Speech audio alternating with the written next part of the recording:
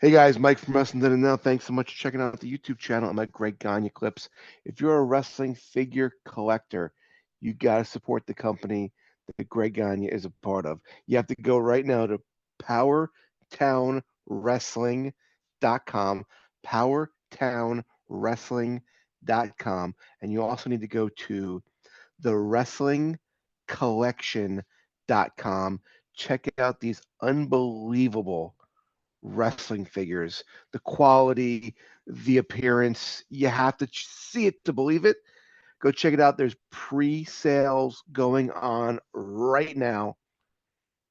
Go grab yourself one today. Well, let's talk about that AWA talent roster you keep talking about. What a Hall of Fame, unbelievable talent roster. What can you tell me? Let's start with Nick Bockwinkel. What can you tell me about him? Talk to me as far as being in the office and being in the ring. Like, how is Nick Bockwinkel to work with? Well, he was good. He was very good, very methodical. You know, Ray was more flamboyant. Um, Nick was just timing, everything was there, and he was a master at being a champion. And of course, um, he wasn't as colorful as Ray was or Pat, but he's what the AWA had envisioned their champions. Vern always wanted a wrestling champion. And, from day one. And Nick carried that as well as anybody could and did a tremendous job. And he was a good talker on the mic too. He was arrogant, you know, and that was really him. What you saw on the mic was really him. But it was just such an environment that we were able to learn quicker than most people. Usually, when you come out of a wrestling camp, Vern trained 144 guys over the years. Wow. And out of that, there's only about 4 to 6 guys that didn't make it to the main event. I mean, they always talk about Stampede Wrestling and the Hearts. Yeah, they trained a lot of people too. I mean, they were fantastic. But back in that day, it was Vern, the Hearts, Eddie Graham, Joe Blanchard, and Fritz von Erich. Those are the people that really spent the time and developed most of the best talent in the country came from those people. I mean, Now, there was other places, don't get me wrong, there was other places that had good talent, but they didn't have it on the whole card right. like we did, and Eddie Graham and I mean those guys were just, in the Hearts. I mean, we all trained really hard, and those camps were not easy. We did 6 hours a day, 6 days a week, and the first hour was calisthenics. And we had to build up to do 1,000 free squats. We could finally do them in about 35 minutes. Then we'd get into the ring and we'd do more calisthenics in the ring. Things that have us stand on our heads with our feet on the turnbuckle and work our necks back and forth. And you had to bring your hands up, and kind of scared the crap out of you. There were 6 of us, so they might team me up with Flair, Jim with Patera, and Bob Ruggers with the Iron Cheek, and 3 of us would have to get down on all fours, and then the guy would sit on your back and face the other way, and he'd hook his feet in your groin, and then he'd do sit-ups and push your neck down, and you'd have to pull him back up. Wow. you know, and it was just calisthenic. We'd do all the stuff in the ring. Him and Billy Robinson was there helping, and they'd make up shit. And we'd have to do it. We'd do an hour of that. Then we'd start hitting the ropes, you know. Um, and we'd hit the ropes, when you first start, it tears the skin off you. After about 6 weeks, that goes away. And then we do bumps, and we'd probably do 300 to, when we got to our peak, maybe 600 in a day. Yeah. And it was just, learn how to protect yourself. Body slams, backdrops, arm drags. And then they would put us, and now we're getting probably into maybe 2.5 months of training, maybe end of 2 months. And now in Minnesota, in that barn, it's 15, 20 below outside. And they had this drill, and we did this just for 6 hours straight. I mean, we did our calisthenics to warm up, we do our bumps, and we'd spend a good 3 to 4 hours then. And they'd put one guy in the ring, say Patera starts, and then one guy with him, say Flair goes in, the other four standing on the apron. And they would go nonstop for 3 to 5 minutes.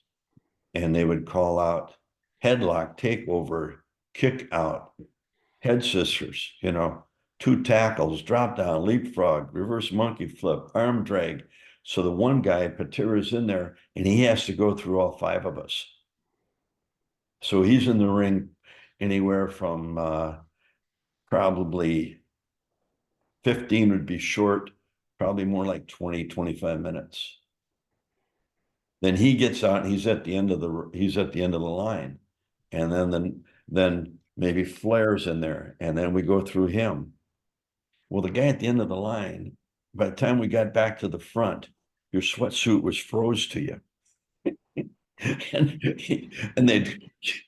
you're up and they'd call body slam. You went whop. Like cartoon character, Shatter. and then get up, go again, 2 arm drags. So it went like, so the head guy was, the lead guy was in there for a good 20 to 25 minutes, and then everybody else, and oh my God. But we learned, and it was an extraordinary camp that Vern ran that really taught you the basics. And generally when somebody comes into wrestling, it takes them anywhere from 5 to maybe 7, 10 years to become a main eventer.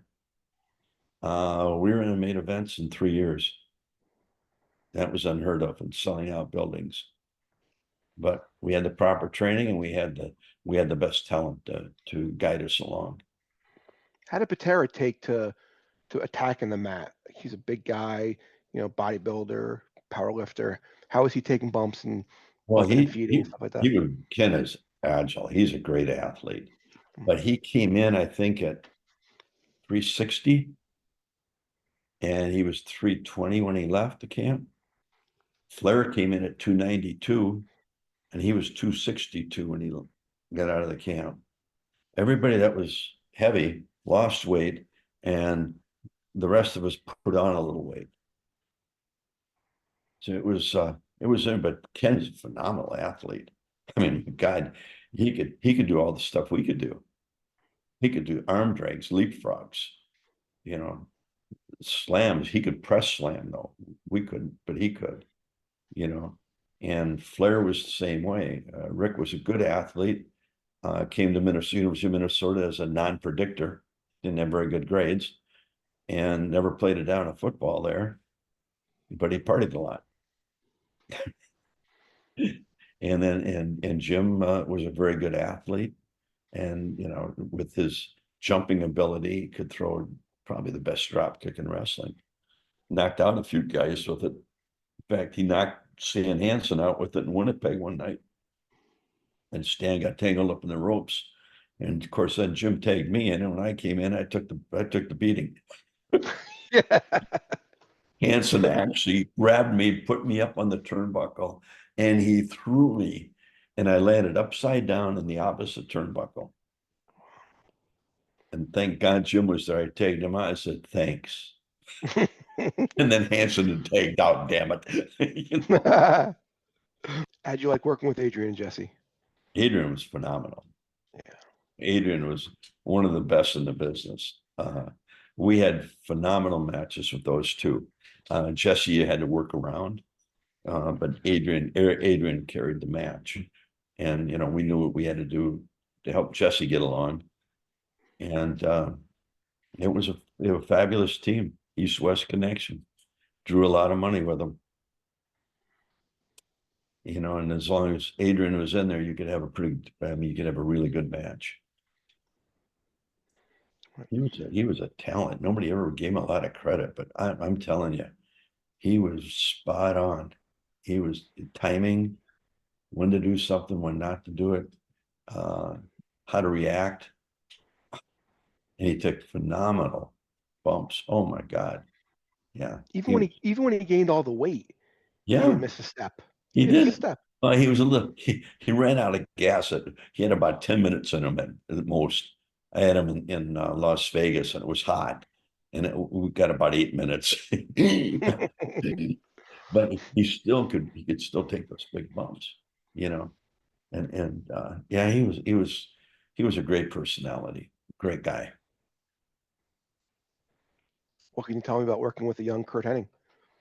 Curt, Curt was Curt had he trained with Vern, and Curt caught on pretty quick. We traveled a lot together early, you know, and that's where you learn when you're in the car and you're talking about your match and what you could have done here, what you should have done there. And you know, he was a natural. You know, he grew up in it like I did, so you know, it came a little quicker to somebody like him than it did other people. And we spent a lot of time together. But Jesus, we had a match in St. Paul, and Larry's in Kurt's corner, and Vern's in my corner. And between the two of them, they drove us crazy. Larry's yelling at Curt what to do. Vern's yelling at me what to do. After that, man, we came back and we said, "You guys just leave us alone. Let us have a match. You know, if you two want to get back in the ring and do it, go do it. But God Almighty, it was it was it was so hard." But you know, the two of them had pretty big egos, and they wanted both of us to shine. And you know, we knew how to do it, but they, oh God, it was to a point where we were just each other in the ring going, "Oh my God." They'd shut up.